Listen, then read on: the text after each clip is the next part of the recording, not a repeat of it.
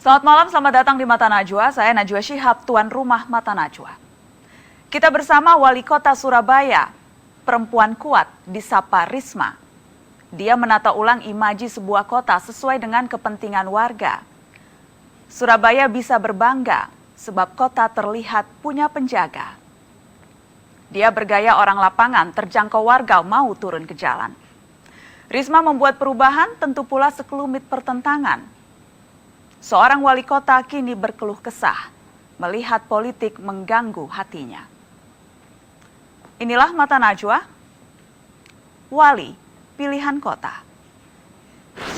Di tengah kepemimpinannya yang begitu apik dinilai oleh banyak kalangan, kemudian muncul isu Tri Risma hari ini akan mundur dari jabatannya sebagai wali kota.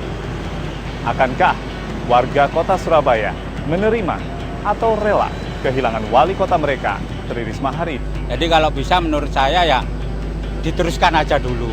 Dan sebenarnya insya Allah kalau dia menyalonkan lagi itu kalau menurut saya 100% dia menang. Sayang sekali di Surabaya seperti ini kok sudah ditinggalkan sama Bu Rismanya gitu. Mentalnya itu harus seperti baja, digoyang apapun, tapi kalau mau memang kontribusi untuk rakyat tetap harus bertahan gitu loh. Saya merasa Bu Risma itu seperti akar sebuah pohon. Jadi dia itu berusaha mencari makanan meskipun berada di bawah, ya. Tapi kan demi untuk menegakkan sebuah pohon supaya rindang, supaya itu bagi saya dia itu sebuah akar gitu loh. Jadi sangat sayang kalau beliau itu mundur.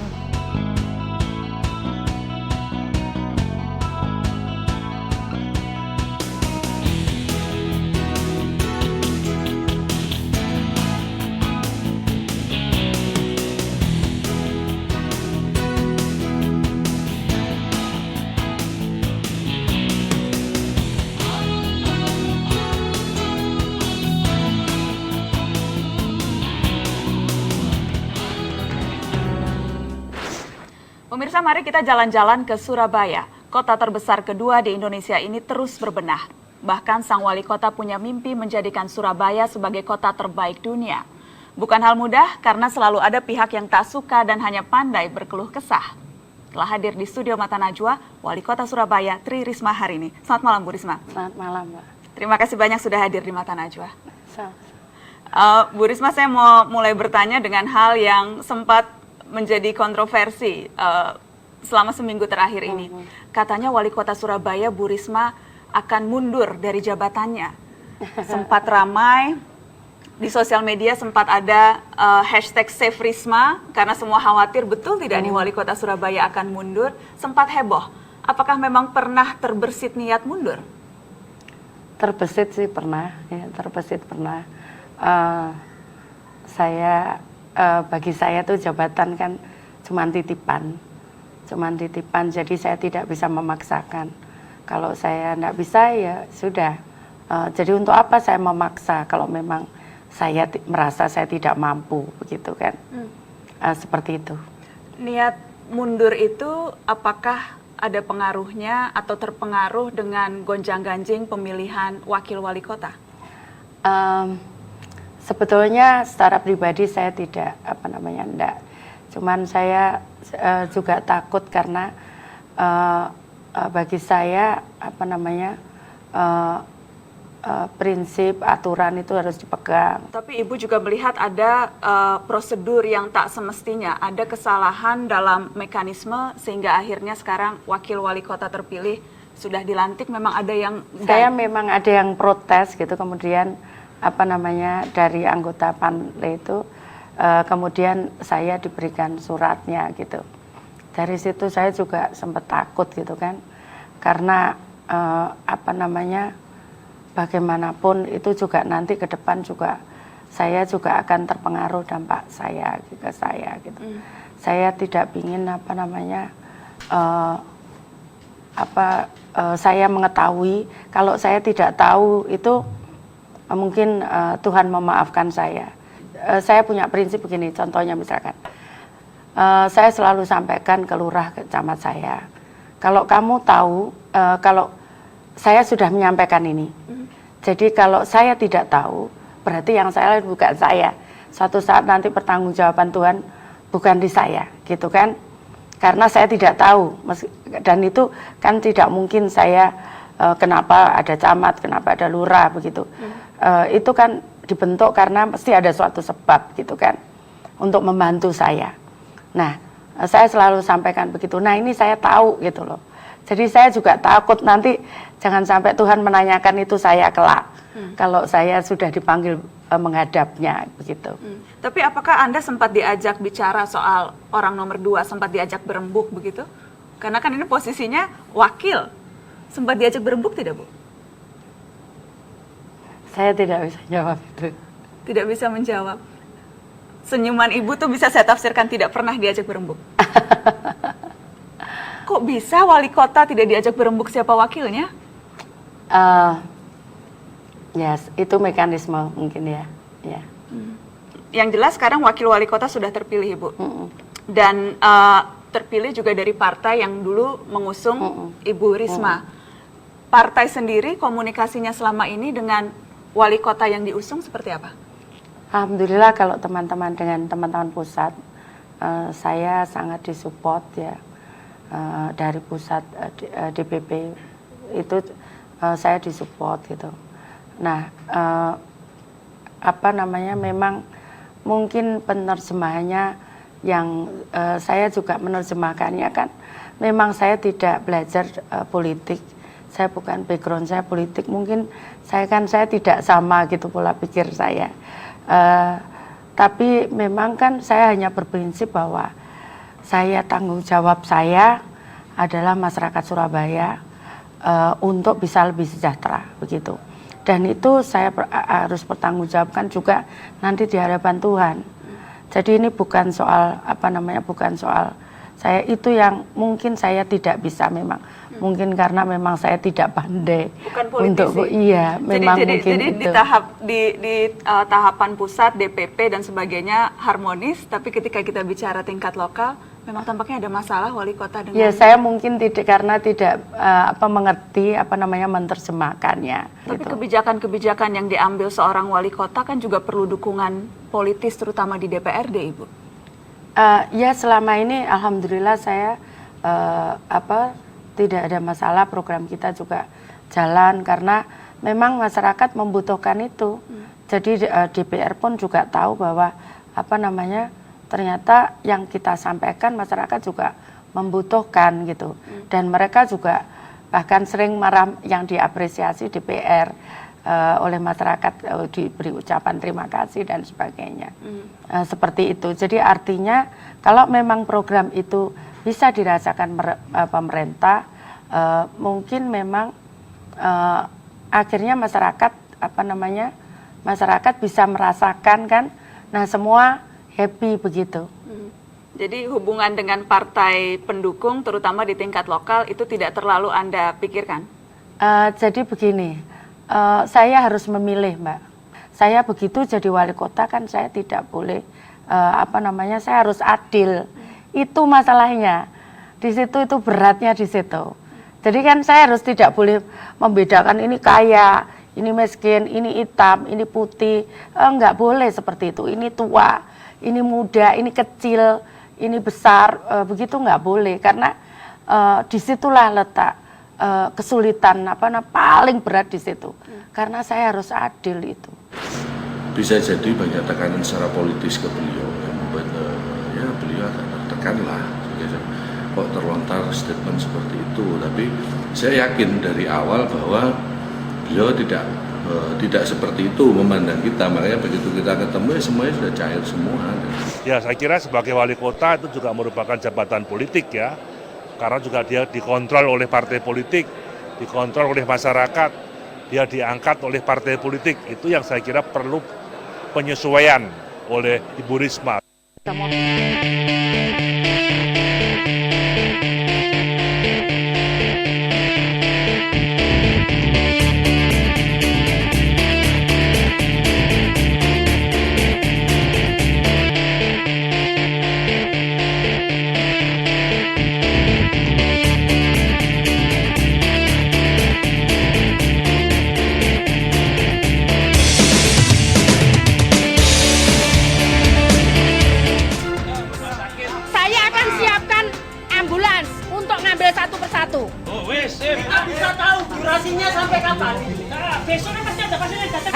bisa ke sana.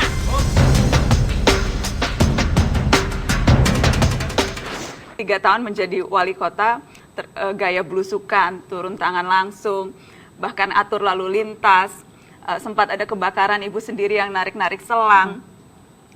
Itu memang menurut ibu gaya yang paling pas untuk mengatur kota, walaupun gaya koboi memang harus jadi koboi? Yang saya tahu bagaimana itu percepatan saja.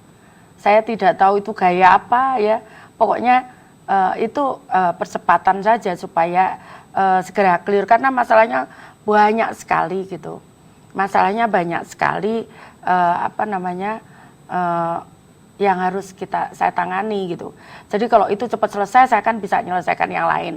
Itu saja pikiran saya. Jadi saya tidak memikirkan apa ini pantas atau enggak seorang wali kota begini. Saya enggak mikir itu. Tapi ini cepat selesai sehingga saya bisa nangani yang lain. Gitu. Karena memang ada sih Bu yang bilang begitu. Bilangnya aduh ini kok wali kota itu kan harusnya hanya mengontrol. Kemudian memastikan pegawainya melaksanakan tugas, merangsang ide-ide, tidak perlu langsung sampai ngatur lalu lintas, itu katanya lebay, Bu.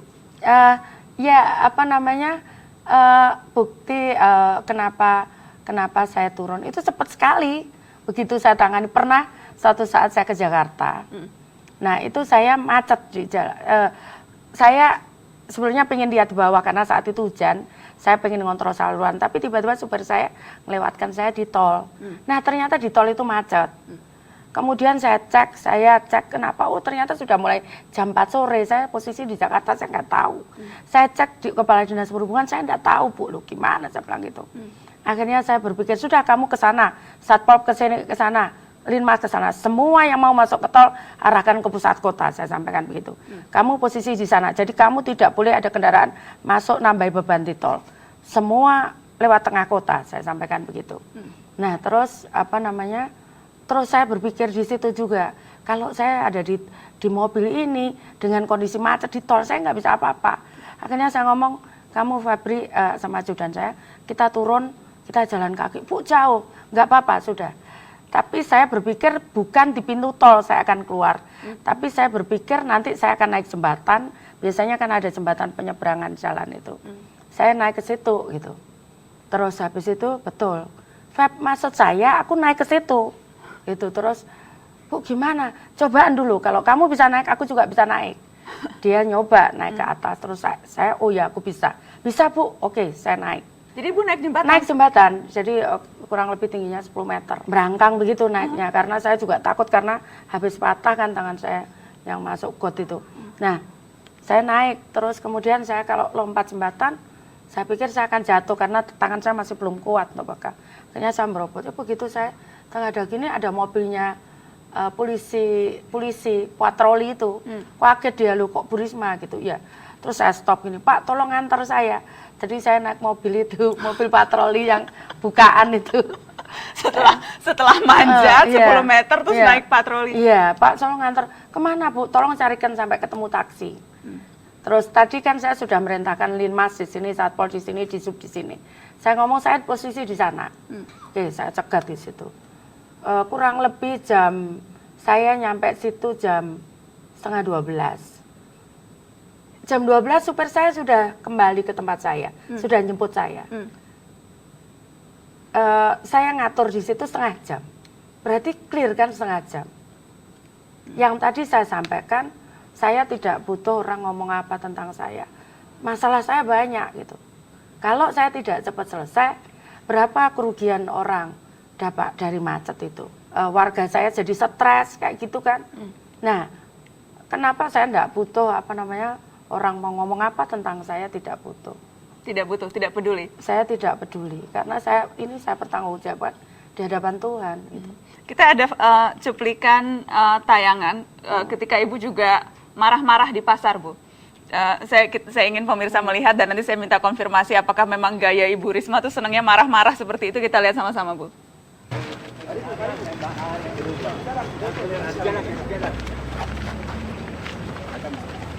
Ya apa caranya bangun? Siapa yang bisa menjelaskan ke saya? Kalau saya ngomong sudah salah ini. Ayo, sudah. Bongkar, kalau tidak dibongkar, tak berhentikan.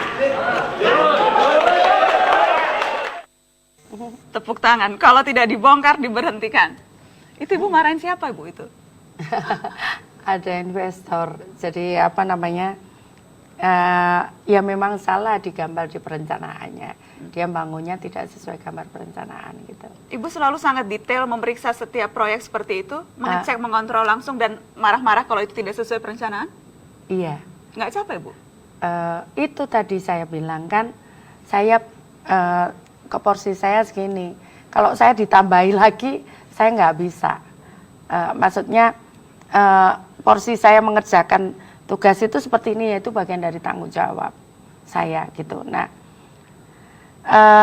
capek atau tidak itu tergantung apa namanya? Tergantung saya akan merasa senang, saya akan merasa puas kalau itu bisa, pekerjaan itu bisa berjalan dengan baik. Itulah kepuasan saya gitu. Jadi dan itu akan membuat saya tidak capek gitu. Menjadi saya tambah semangat begitu. Nah, energi itu ada keluar lagi gitu. Jadi kayak di charge gitu baterai gitu. Kalau apa namanya semua berjalan dengan baik.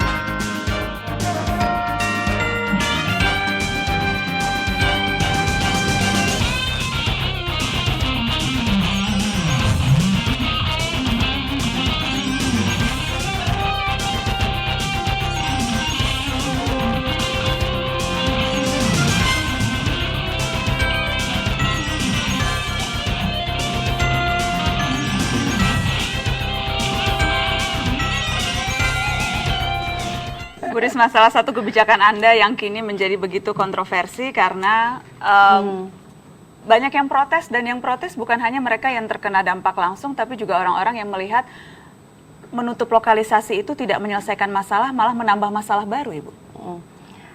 Ya awalnya saya juga berpikir gitu. Jadi awalnya saya juga berpikir gitu. Jadi itu adalah perjalanan panjang saya. Kemudian saya menetapkan itu. Pada awal-awal saya menjabat wali kota, saya didatangi oleh 20 kiai. Nah, kemudian saya sampaikan saat itu, kiai, saya kan belum bisa memberikan makan mereka semuanya. Kemudian, gimana Bu Wali? Oh ya, saya bilang, bagaimana mungkin mereka kan harus memberikan makan kepada keluarganya. Kemudian, terus di situ kemudian media sempat, saya masih punya itu dokumennya, gubernur setuju menutup lokalisasi, wali kota menolak. Saya masih punya itu dokumen itu. Nah kemudian dari situ sekali lagi saya memang mungkin itu yang saya ikuti, karena saya mengikuti hati saya. Itu saya ditunjukkan oleh Tuhan. Pertama awalnya kasus trafficking anak-anak. 1 kali kasus, saya telusuri. Kalau saya begitu, saya tidak mungkin anak itu terjadi sesuatu kalau dia tidak punya background. Apa latar belakang dia?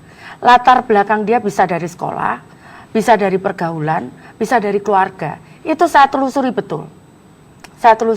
Nah kemudian saya cek di keluarganya, kenapa awalnya. Saya ketemu dia dulu gitu. Kenapa begini, ya begini. Kemudian saya telusuri keluarganya, kemudian saya telusuri sekolahnya, kemudian saya telusuri lingkungannya. Nah, kemudian dari situ saya ketemu lagi seperti itu kasus.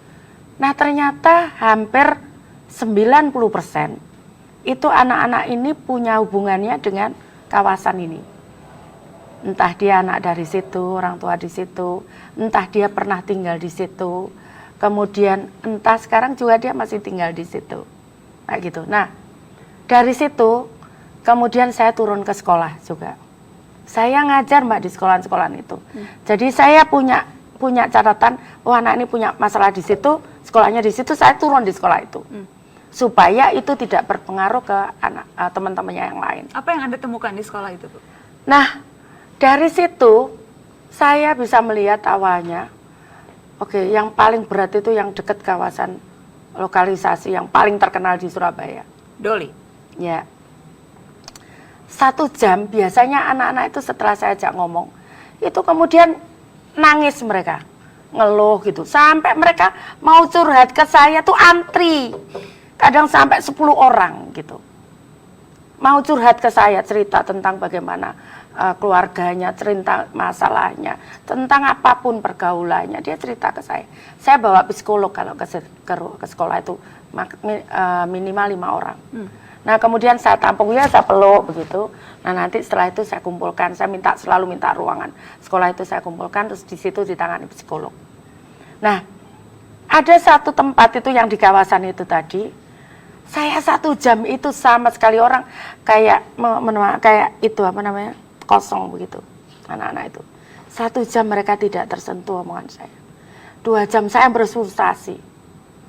2 jam, ya Tuhan, apa ini yang terjadi?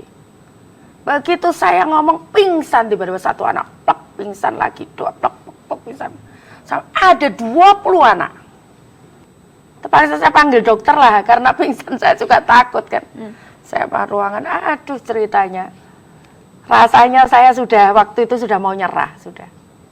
Cerita itu, sudah selesai. Apa Bu ceritanya? Sampai Ibu, sampai Risma hari ini yang begitu keras bisa sampai mau nyerah tuh mendengarkan apa? Saya tidak tega Mbak ngomong.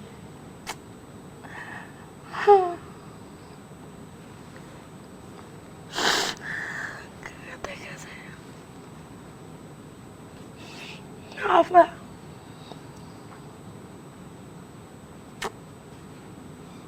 Kaitannya dengan prostitusi yang mereka dipaksa atau kaitannya dengan keluarga? Ya dua-duanya. Ibu tidak pernah mendengar mereka cerita? masih SMP, SMA.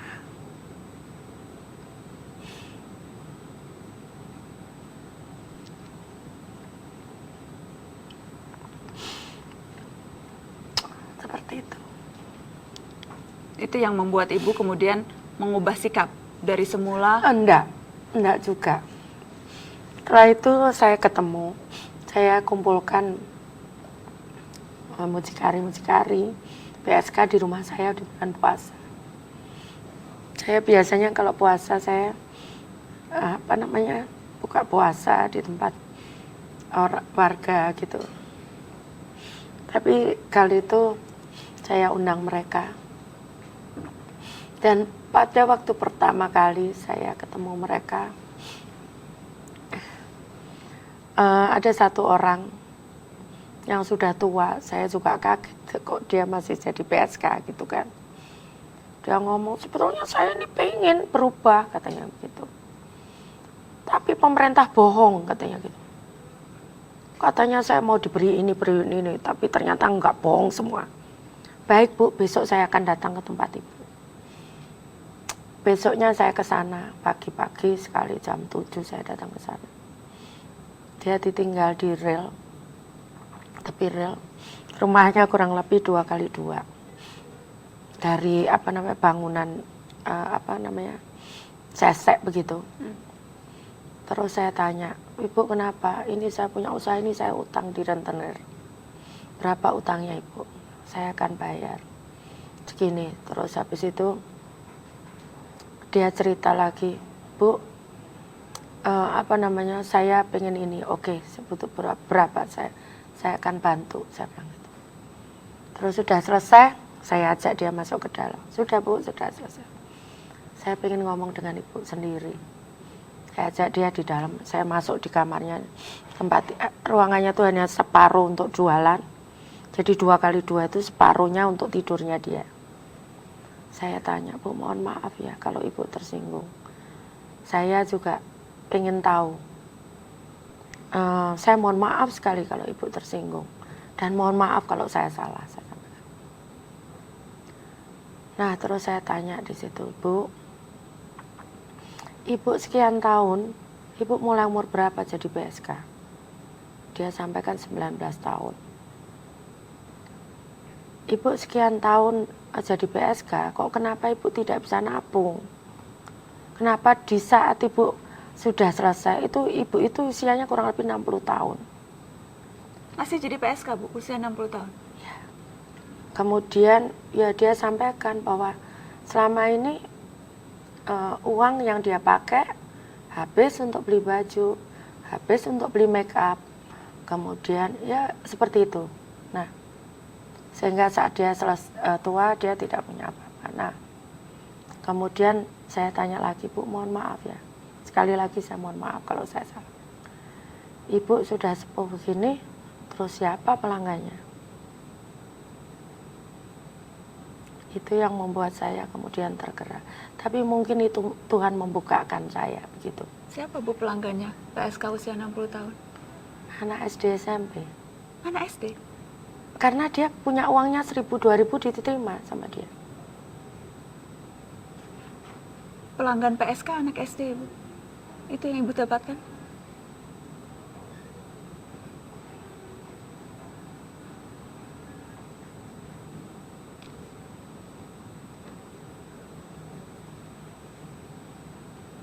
Apa yang kemudian Ibu lakukan, Bu, setelah mendengar pengakuan itu? Ya, saya kumpulkan kepala dinas. Saya pamit ke keluarga saya. Kalau saya mati, nangan ini tolong diikhlaskan. Tidak boleh ada keluarga saya yang nuntut atas kematian saya.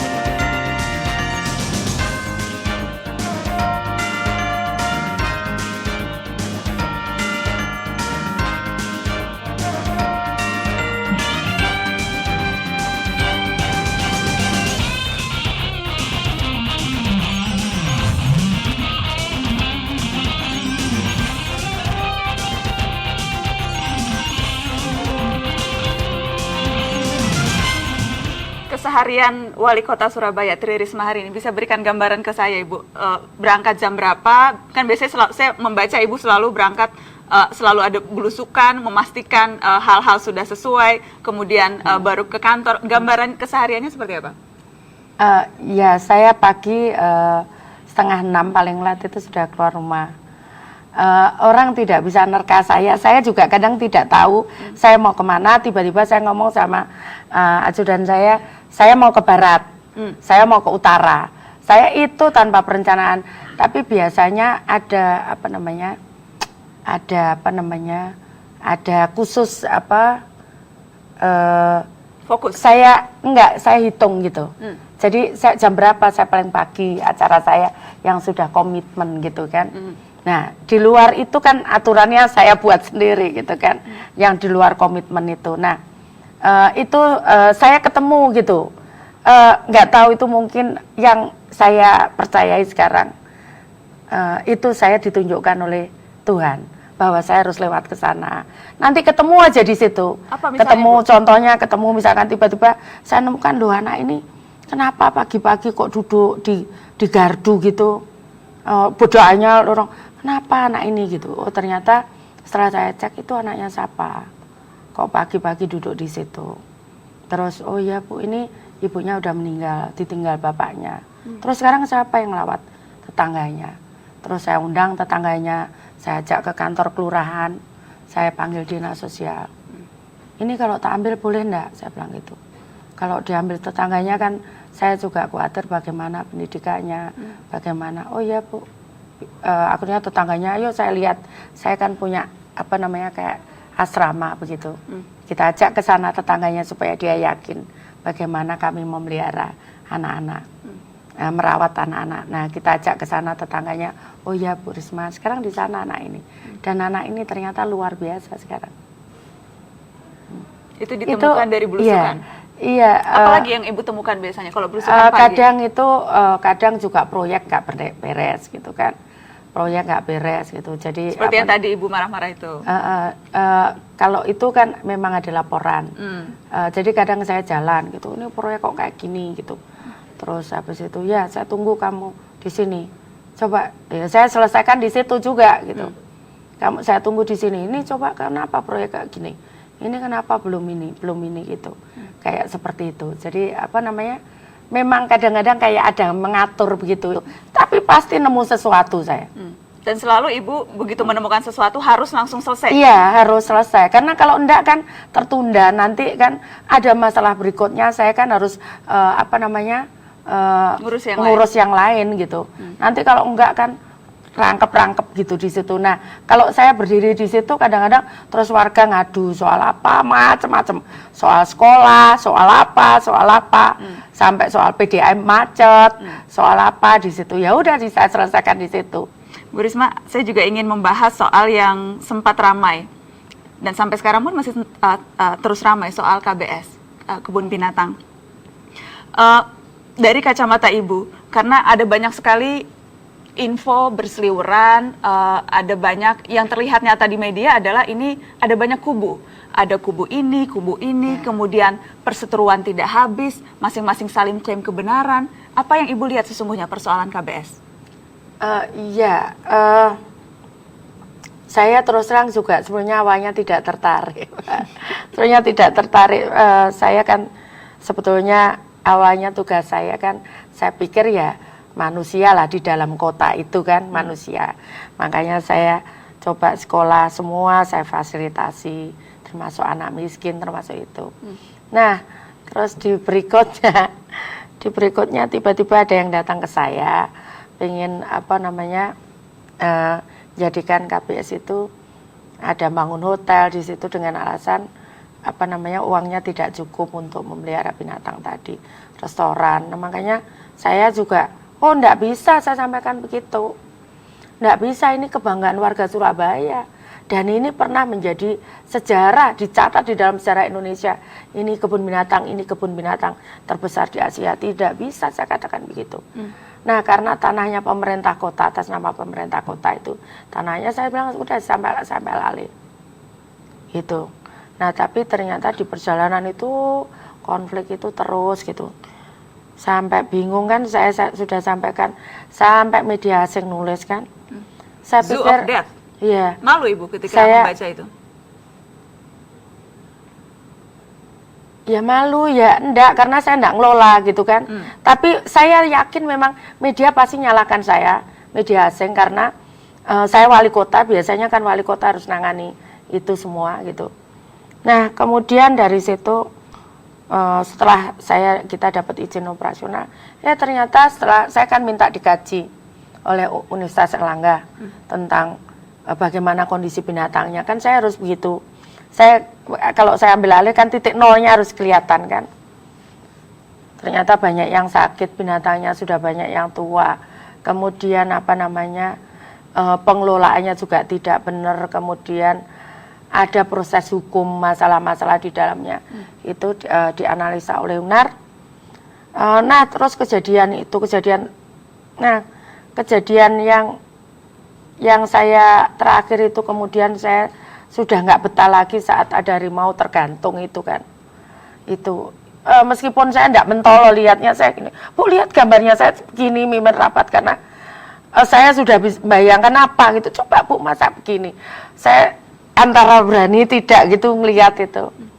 Akhirnya saya sudah saya tak lapor KPK aja. Gitu. Lapor KPK, dan kemudian Ibu memang melapor KPK? Iya, terus saya lapor KPK itu. Jadi itu sudah enggak ada, saya sudah enggak ada sudah enggak bisa lagi bagaimana ngamankan ini kan.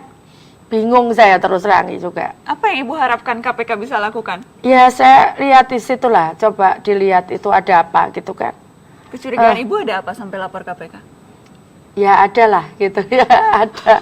Cuman kalau lapor KPK biasanya ada korupsi, ada kong kali kong, ya, saya sudah ada jelaskan manipulasi. Semua di KPK. Itu memang yang Ibu lihat? Iya.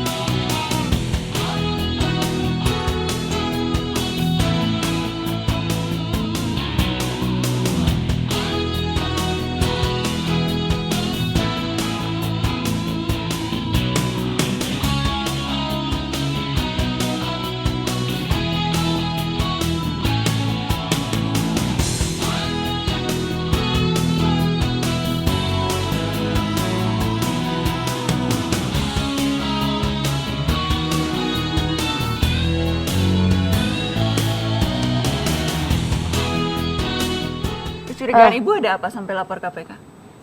Ya ada lah gitu ya, ada. Cuman Kalau lapor apa? KPK biasanya ada korupsi, ada kong kali Ya saya kong, sudah ada jelaskan manipulasi. semua di KPK. Itu memang yang Iya. Ibu lihat.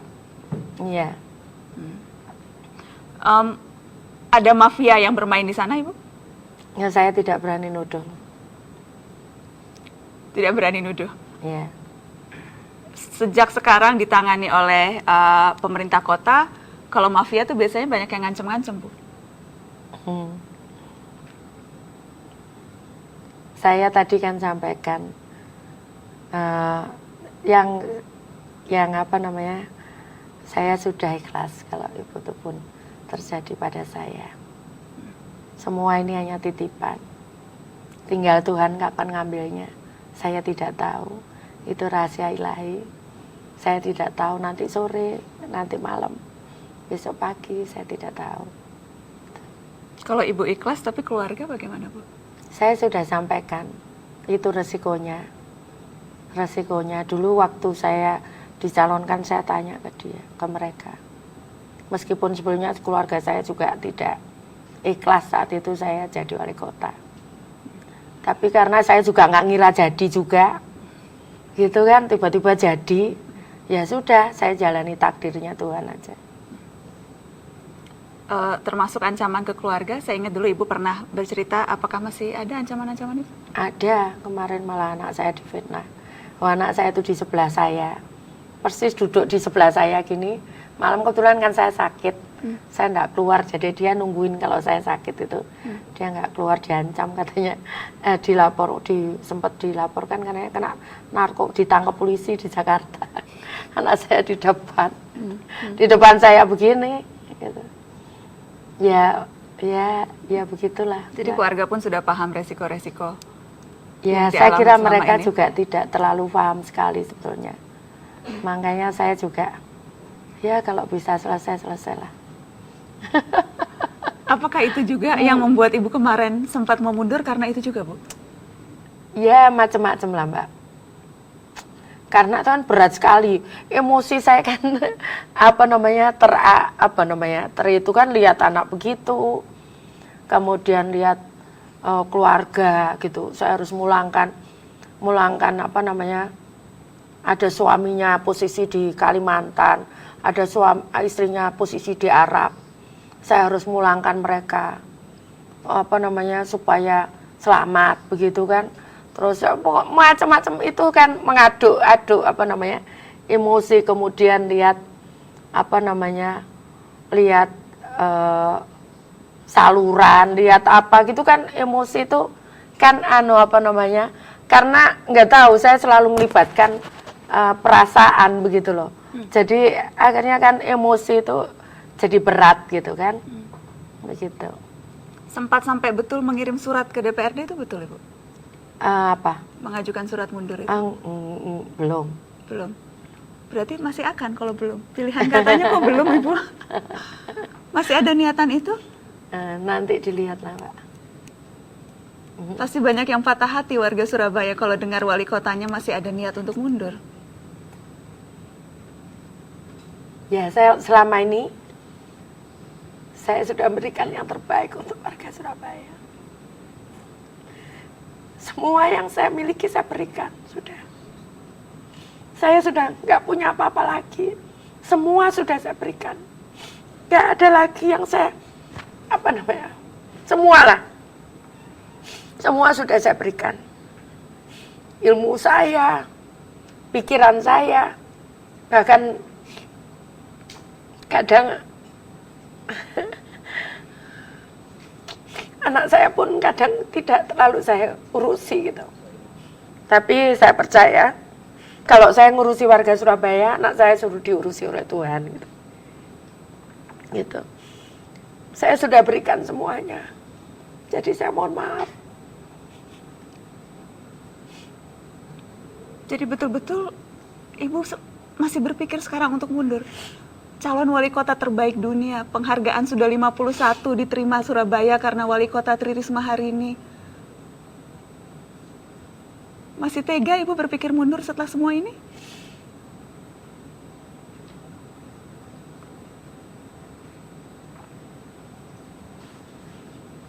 Apa yang bisa mengubah pikiran, Bu?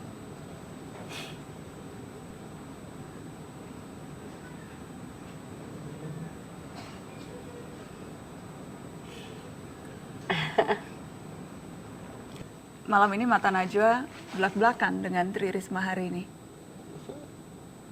Saya masih rasanya gelo, Ibu.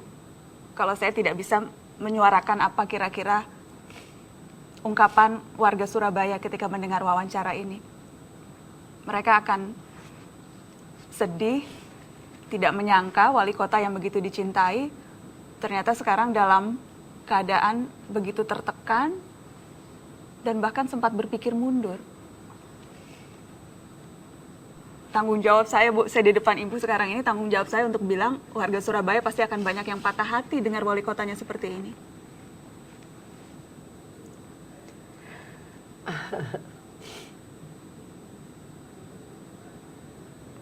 Orang-orang kecil yang tergantung pada Ibu. Itu yang saya pikirkan. Terus terang itu yang membebani saya. Itu yang saya pikirkan. Yang jadi perhatian utama Ibu? Ya, saya cari itu satu-satu. Saya udah buat polisi anak yatim, kita biayai setiap hari kita kasih makan 3 kali sehari. Orang lansia miskin, kita berikan makanan setiap hari 3 kali sehari. Orang cacat. Terus saya rawat anak-anak yang tidak beruntung. Tapi anak miskin bisa sekolah tanpa melalui tes. Kita kasih sepatu, buku, tas. Anak miskin yang pandai kita berikan beasiswa. Bahkan ada yang kita kirim ke Malaysia untuk ngambil S1 sampai S3. Saya cari itu, saya cari warga satu-satu gitu. Saya minta lurah, warga juga saya nitip. Satu-satu memang itu yang saya pikir terus. Itu saya tidak tahu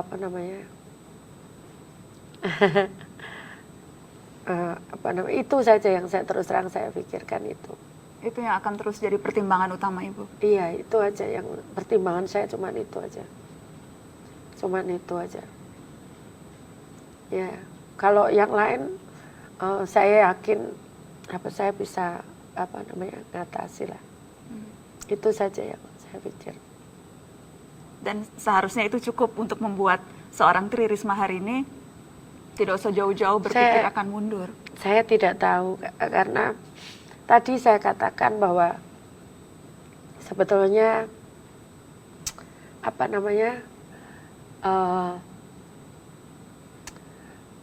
saya ngikuti saja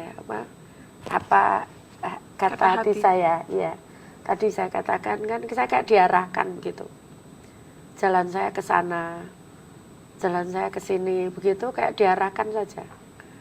Kayak mengalir gitu. Kadang saya juga tidak tahu bagaimana gitu cara menyelesaikannya.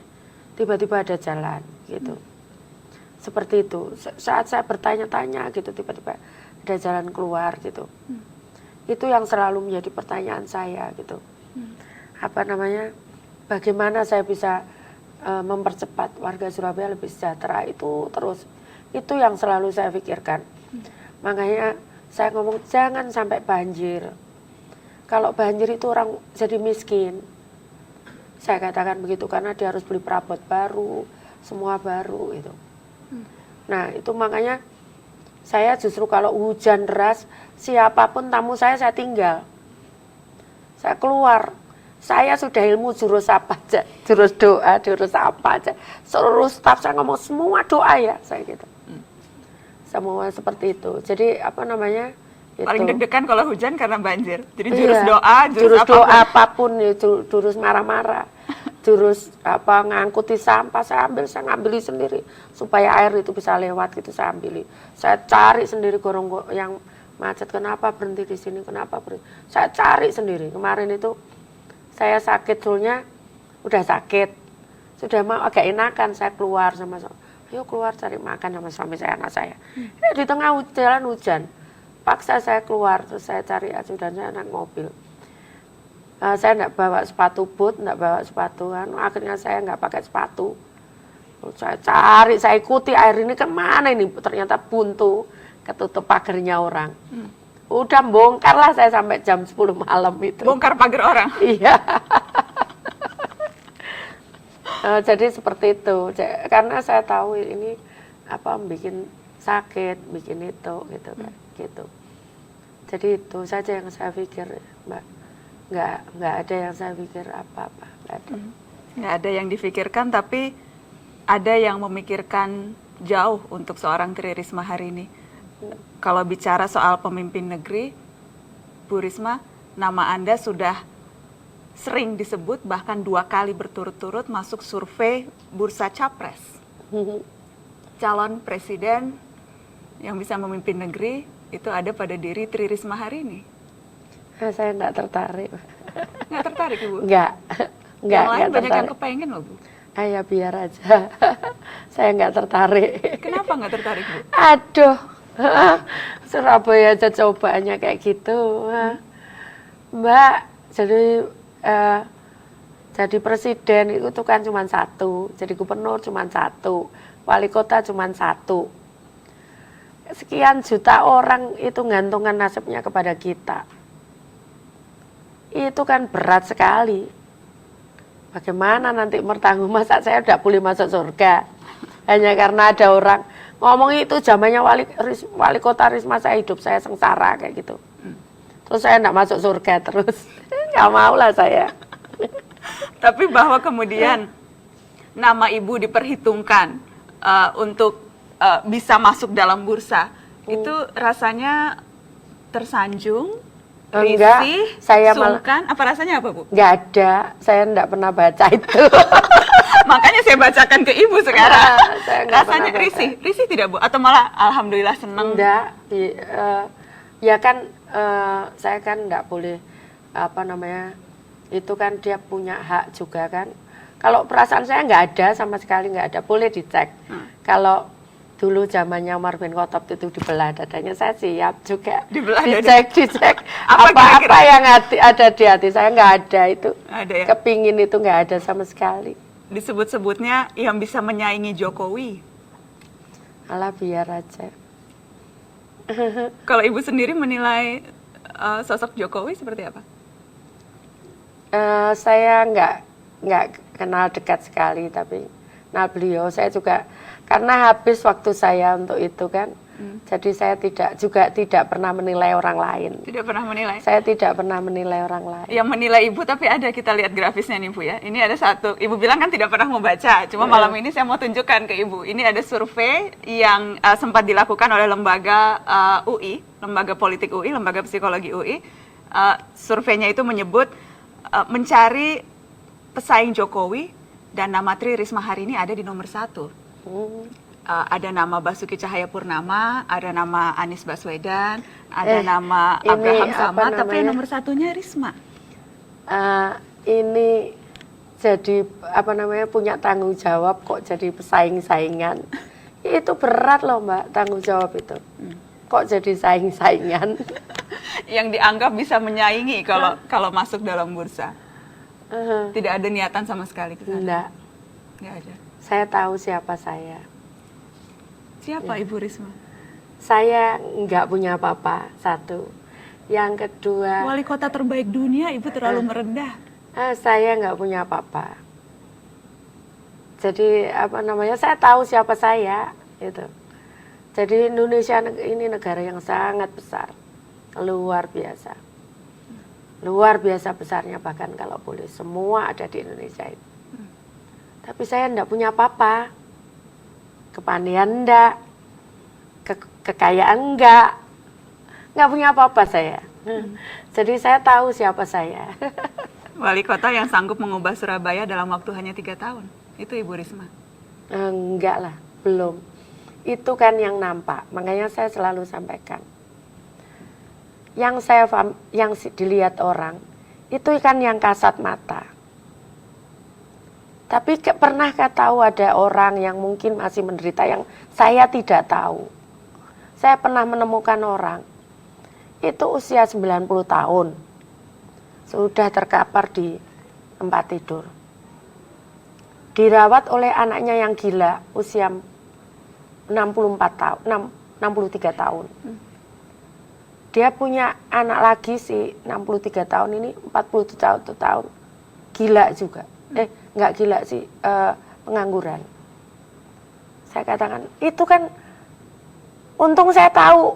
Dan mungkin di Surabaya juga masih ada yang kayak gitu, yang saya nggak tahu gitu kan. Dan itu semua tanggung jawab Ibu? Iya, kalau saya tahu. Ya itu tanggung jawab saya, dan itu harus saya pertanggungjawabkan nanti di depan Tuhan. Dan berarti harus selesai minimal 5 tahun, Ibu? Itu kalau saya kuat. Insya Allah kuat terus, Ibu. Insya Allah kuat terus. Terima kasih banyak sudah hadir di Mata Najwa malam ini. Sama-sama, Mbak. Ada yang mohon maaf kalau Kenapa Ibu? Tidak ada yang perlu dimaafkan. Ibu mohon maaf, ada yang ingin Ibu sampaikan ke warga Surabaya? enggak, saya mohon maaf aja kalau ada kurang.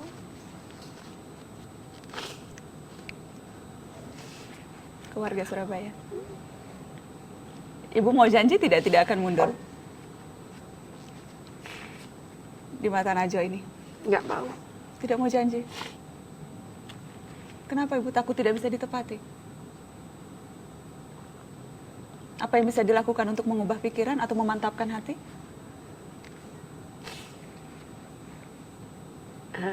Enggak ada, nanti nunggu petunjuk Tuhan.